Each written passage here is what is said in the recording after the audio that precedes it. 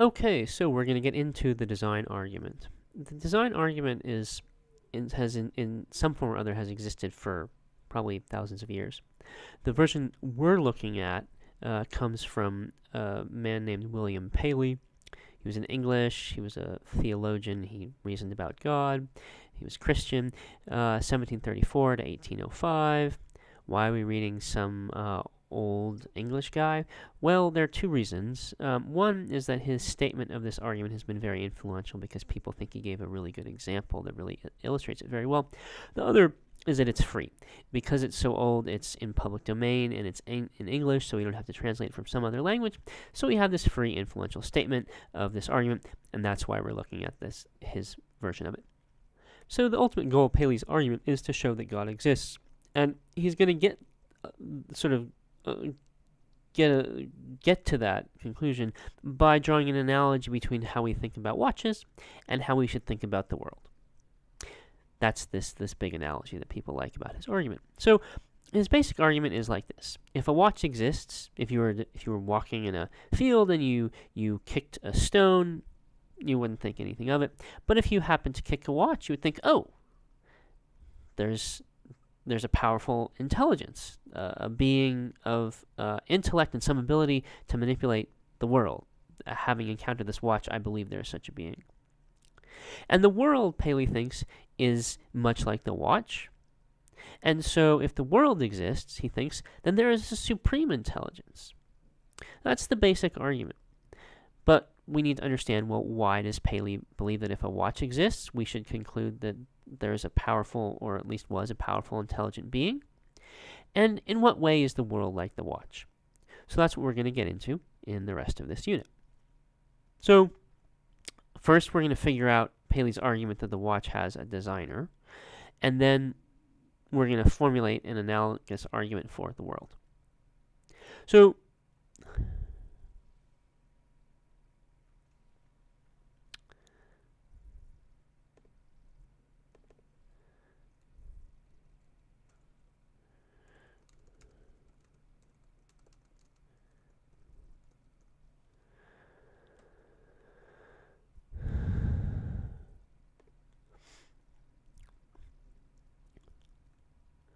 we're going to take this in two steps. First, we're going to figure out Paley's argument, why he thinks that if he found a watch, it would be rational to conclude, oh, there is some other intelligent being in the universe besides me.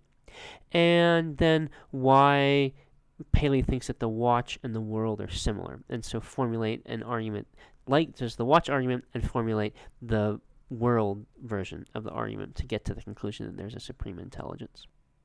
So the initial watch argument is quite straightforward. It's just this. This is a watch, so there's another powerful, intelligent being in the world.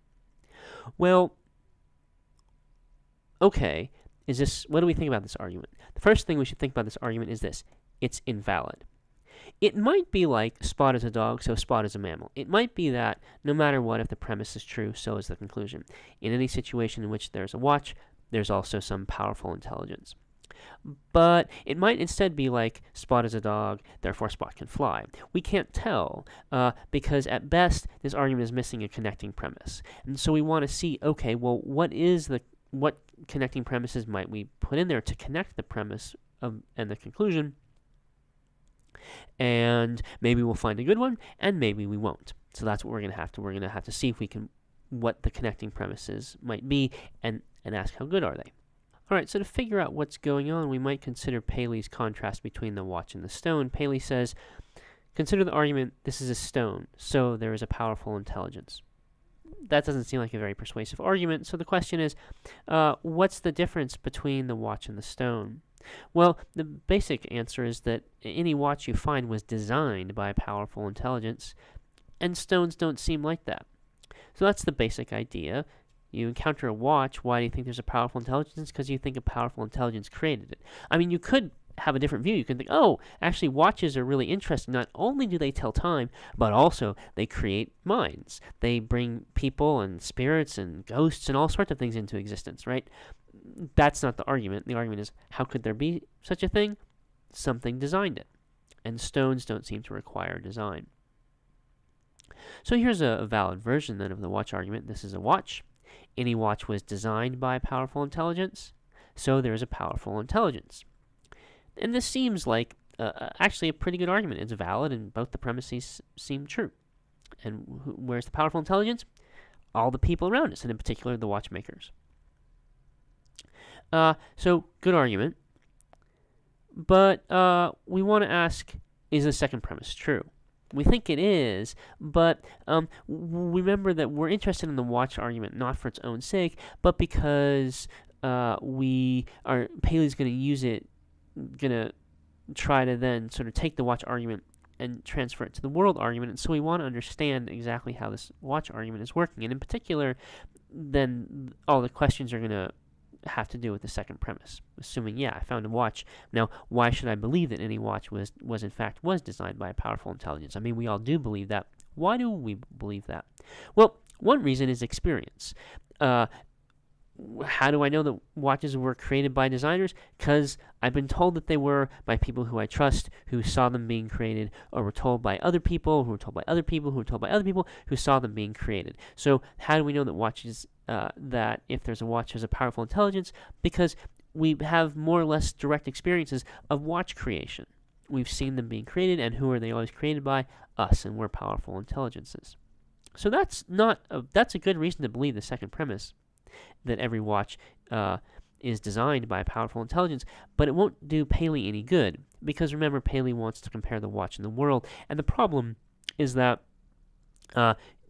none of us have any experience of the creation of the world, right? If the reasoning about the world was going to be analogous to the watch, and this was the relevant reasoning, then we have to say, oh, well, how could I know that the world was designed? Oh, because I witnessed its creation. But no, none of us are in that position.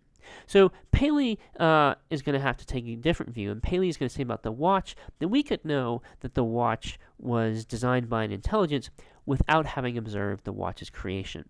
We, in fact, maybe have that knowledge about how watches are created, that experiential knowledge, but we don't need it.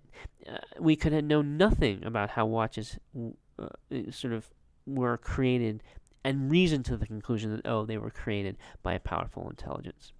So the question is, what is it about a watch that should make us think, yes, that it was designed by a powerful intelligence? There's some property, blah, blah, blah, where we say on the one hand, yeah, the watch has that property, and on the other hand, everything like that, everything that has that property, that feature, that aspect, was designed by a powerful intelligence. So if we could from those two premises, we would have a valid argument to the conclusion there is a powerful intelligence, and we would understand the watch argument in sufficient detail.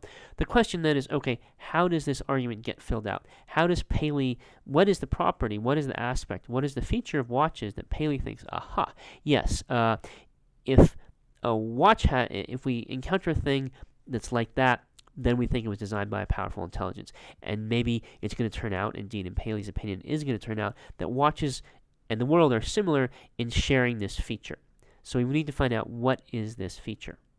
So having set up this question, it takes a while to answer, and so I'm going to do that in the next video, and this is the end of this one.